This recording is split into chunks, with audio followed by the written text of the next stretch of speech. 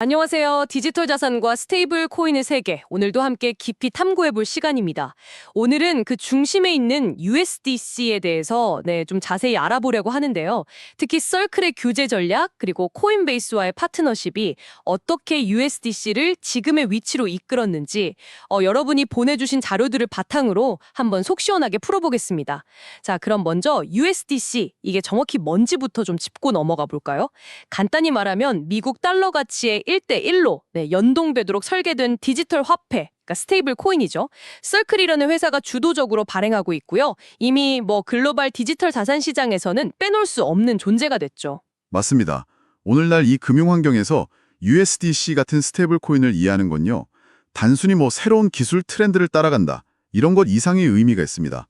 기존 금융 시스템하고 어떻게 연결되는지, 또 어떤 변화를 가져올 수 있는지 이런 걸 좀 주목해야 하는데요.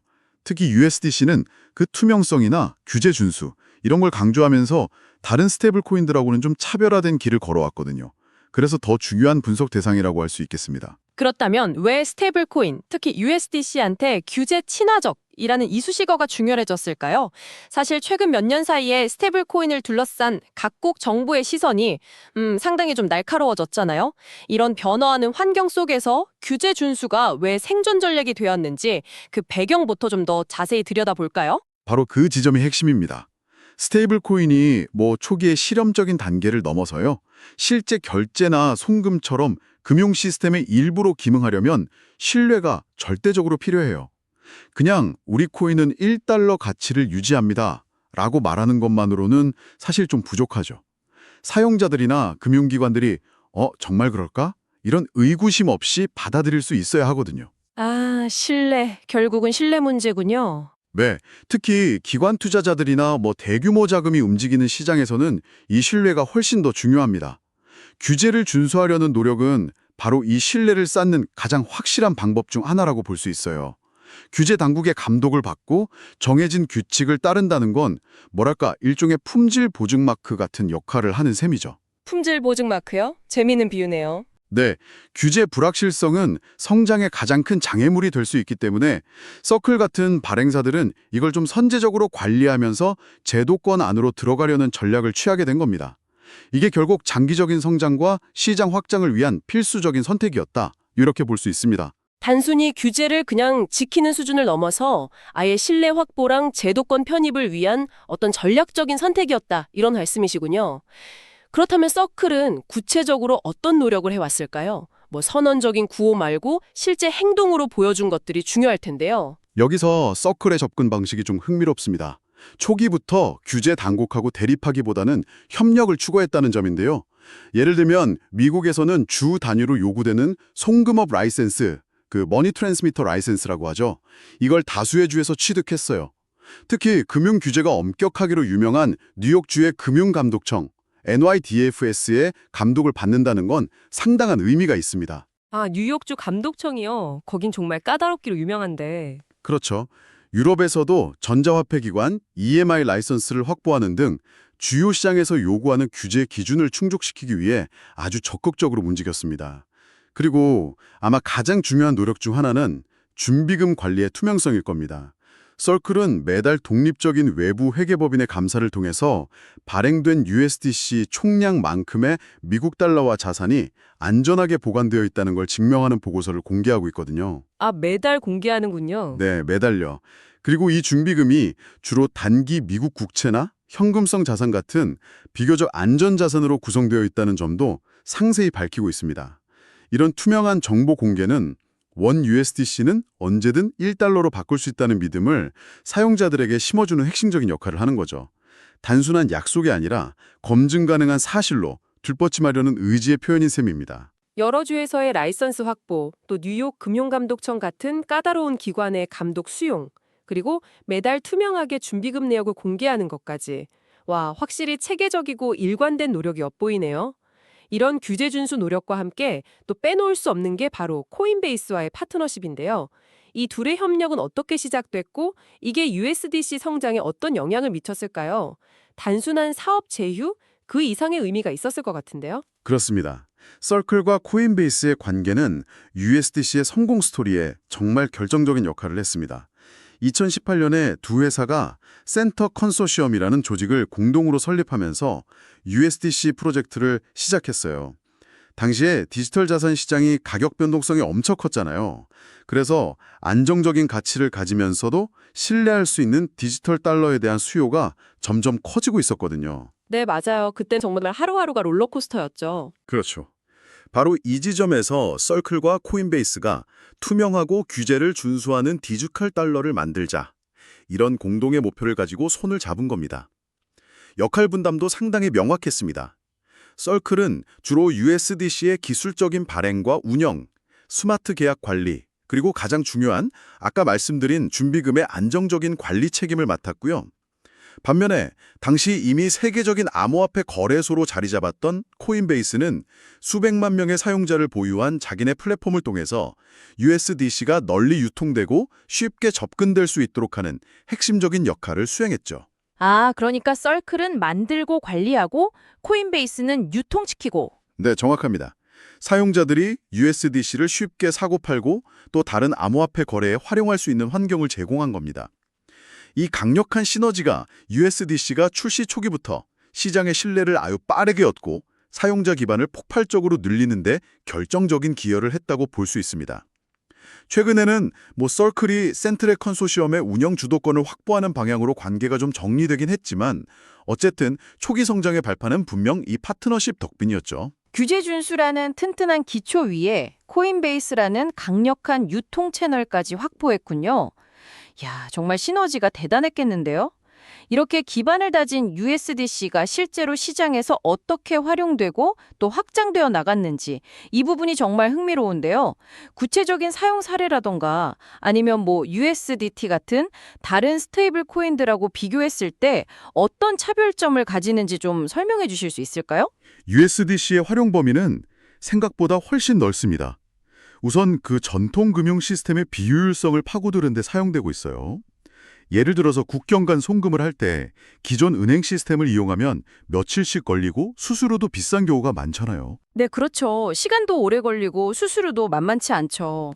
그런데 USDC를 활용하면 거의 실시간으로 훨씬 저렴한 비용으로 가치를 이전할 수가 있습니다.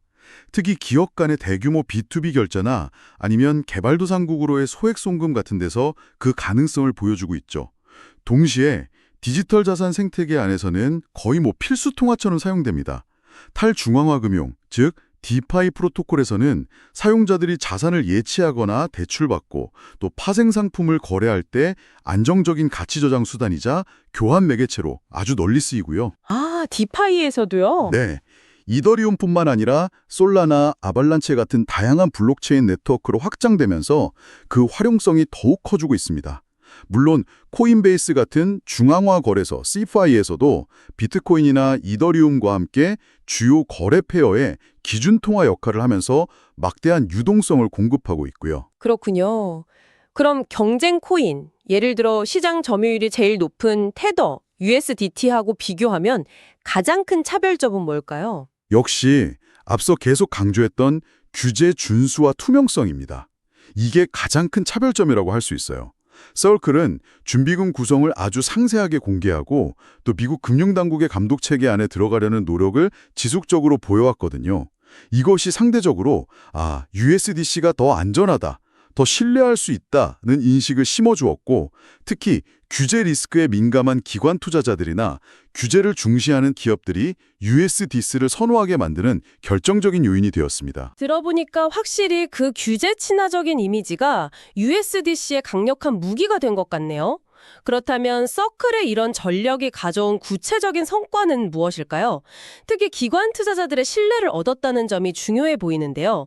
반면에 이런 전력 때문에 겪는 어려움이나 혹시 한계점 같은 건 없을까요?